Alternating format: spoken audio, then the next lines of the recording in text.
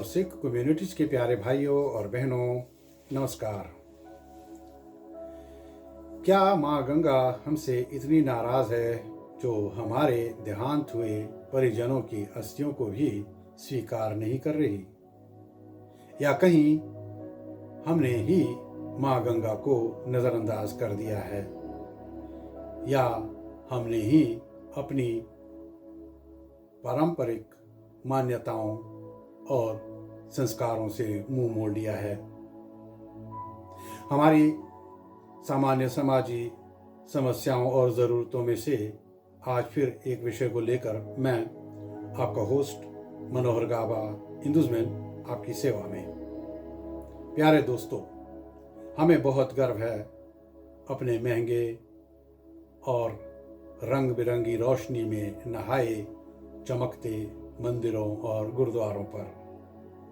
नाज है अपने आस्तिक और धार्मिक होने पर। फ़ख्र है अपने हिंदू और सिख होने पर। ये नाज और ये फ़ख्र कभी हमें अपनी परंपराओं, अपनी सभ्यता और अपने संस्कारों पर हुआ करता था। पिछले कई सालों से धीरे धीरे परिवर्तित हुई हमारी मानसिकता के चलते आते आते हमारी आदतों में, हमारे रस्म रिवाजों में और संस्कारों में भी अच्छा खासा परिवर्तन आ चुका है। कुछ सकारात्मक और पॉजिटिव चेंजेस के बदले बहुत कुछ खो दिया और बहुत कुछ बर्बाद होने दिया। कुल मिलाकर देखा जाए तो अब हमारे आस्तिक और धार्मिक होने पर नाज और फ़ख्र करने वाली कोई बात रही नहीं। सब कुछ बाहरी चमक और लेपापोती, खुदख्वाही, खुद गर्जी, खुद सिताई और खुद नुमाई तक ही सीमित हुआ दिख रहा है। हमने समस्याओं का सामना और मुकाबला करने की बजाय खामोश रहकर समझौते कर लिए। यहाँ तक कि हमारे बहुत सारे संस्कारों में से आखिरी संस्कार, जिसे हम अंतिम संस्कार या दाह संस्कार कहते हैं, उसके साथ भी समझौता कर लिया या शायद सौदा ही कर लिया। कोरोना और वीज़ा प्रॉब्लम को बहाना बनाकर अपने परिजनों की अस्थियों को पवित्र गंगा नदी की बजाय यहाँ की नदियों में बहाना स्वीकार कर लिया। जाहिर है जिन लोगों का ये आइडिया और इरादा रहा होगा उनके पास अपनी दलीलें भी होंगी। एक आंख वाले काने को जैसा और जितना दिखाई देता है उससे अंधों को सुझाना, समझाना, बुझाना और मनाना और फिर अपनी पीठ को थपथपाना कोई मुश्किल काम तो है नहीं। देखने और पूछने वाला भी कौन है? हो सकता है पहली नज़र में कुछ लोगों को हाम्बुर्ग की एल्ब नदी और हरिद्वार की गंगा नदी में कोई अंतर दिखाई ना दे। इसके अंतर को समझने के लिए पूरी क्रिया के क्रम को समझना होगा। ये सिर्फ कोई रस्म रिवाज या ट्रेडिशन नहीं, ये वैदिक संस्कृति के संस्कारों में से सबसे अंतिम संस्कार या दाह संस्कार है।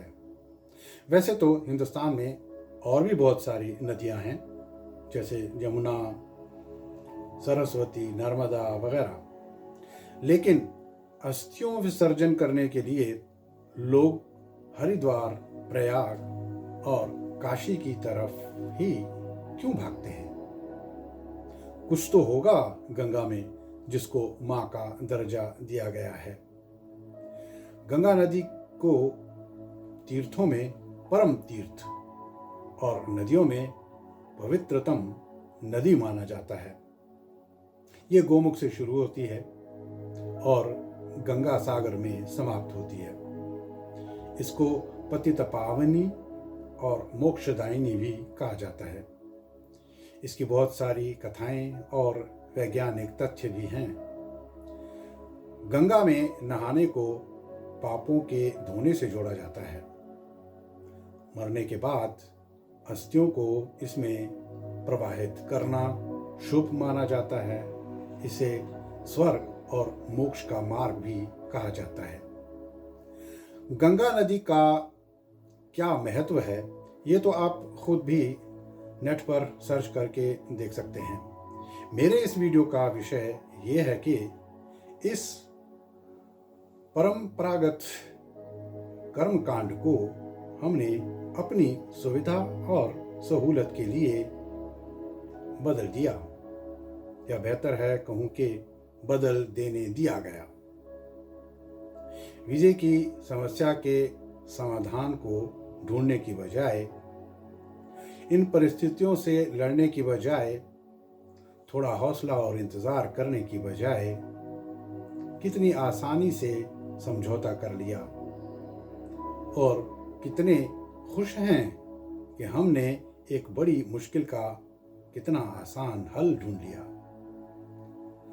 हाम्बुर्ग जैसे दिव्य स्थान की पवित्र नदी एल्ब देवी, जिसमें हांजा हाफेनस्टट का पूरा मलबा गुजर के जाता है, अपने परिजनों की अस्थियां विसर्जित करना गजब का आइडिया है।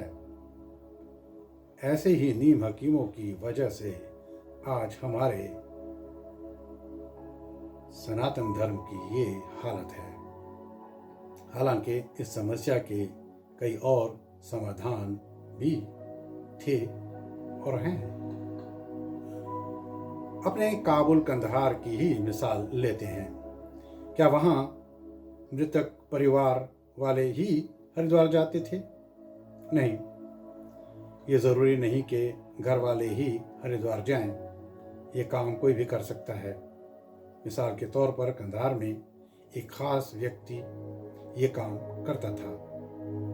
एक साथ कई अस्थियों को लेकर जाता था हरिद्वार, विसर्जन कर देता था। यहाँ क्यों नहीं हो सकता? आज के आधुनिक दौर में तो और भी बहुत कुछ संभव है। अगर मृतक परिवार किसी वजह से खुद सफर नहीं कर सकता तो स्पेशल कोरियर की सेवाएं ली जा सकती हैं। क्यों फराइन वाले आपके जिम्मेदार लोग ऐसा कोई सिस्टम नहीं बनाते कि अस्थियों को सीधे हरिद्वार तक या कम से कम दिल्ली तक पहुंचाया जाए। वहां किसी को सिर्फ इस काम के लिए ही ड्यूटी दी जाए। पूरे विसर्जन की क्रिया को लाइव वीडियोग्राफी के जरिए उनके परिवारजनों को दिखाया तक जा सकता है। ये सबसे आसान और कम खर्च वाला समाधान है। अगर मकसद अस्थियों का वहां तक पहुंचाना और गंगा में विसर्जन करना ही है तो इसमें क्या बुराई है? कौन कहता है कि ये नहीं हो सकता? बात सिर्फ सोचने की, प्लानिंग करने की और इसे ठीक से ऑर्गेनाइज और इम्प्लीमेंट करने की है। आप मुझे इजाज़त दें, मेरा साथ दें, मैं आपके लिए ऑर्गेनाइज कर सकता हूँ। लेकिन आपको मेरे वीडियोस के मज़े ही लेने हों तो कभी डिसलाइक तक नहीं करते। क्यों? ये मैं अच्छी तरह जानता हूँ। कभी न कभी आप खुद भी इस बात को समझ जाओगे, अगर समझने की इच्छा हुई तो। अब आते हैं असली मुश्किल यानी इंडिया के वीज़े के विषय पर। अफगान पासपोर्ट पर फिलहाल इंडिया सरकार वीज़ा नहीं दे रही। मुझे आए दिन लोग फ़ोन करके पूछते हैं कि मैं क्या कर सकता हूँ। करने को तो बहुत कुछ हो सकता है, लेकिन उसके लिए सपोर्ट चाहिए, साथ चाहिए, विश्वास चाहिए, जो आप में से अक्सरियत के पास नहीं है।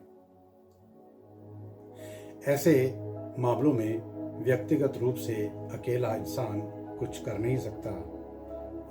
अगर वीज़ा नहीं मिल रहा, तो क्यों नहीं आप अपने फराइनों और समाज के उन जिम्मेदारों को पूछते जिनको आपने पैसा देकर कुर्सियों पर बिठाया है।